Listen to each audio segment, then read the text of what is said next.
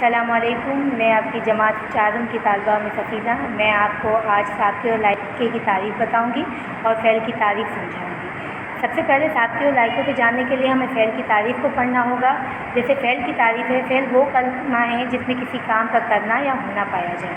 मसलन एक एग्ज़ाम्पल है, जैसे आप लोग चलते हो, ये भी एक काम है। हम खाते हैं, पीते हैं, रोते हैं, हंसते हैं, बोलते हैं, ये सब एक काम है। ठीक है।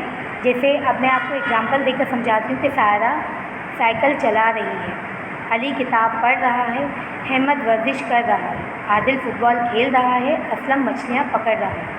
अब इसमें जो साइकिल है वो चला रही है, वो क्या है?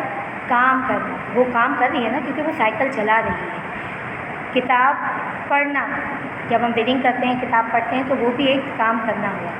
वर्जिश करना, अक्सर आपने देखा होगा किसी पार्क में या टीवी में कि लोग वर्जिश करते हैं, तो वो भी एक काम करना हुआ। और जैसे आदिल फ़ुटबॉल खेल रहा है, तो वो क्या खेल रहा है? फ़ुटबॉल। फ़ुटबॉल भी एक काम है। असलम मछलियाँ पकड़ रहा है, मछलियाँ पकड़ना भी एक काम है। आपने देखा होगा कि समंदर के किनारे लोग मछलियाँ पकड़ते रहते हैं, हम घर में भी पकाते हैं ना मछलियाँ।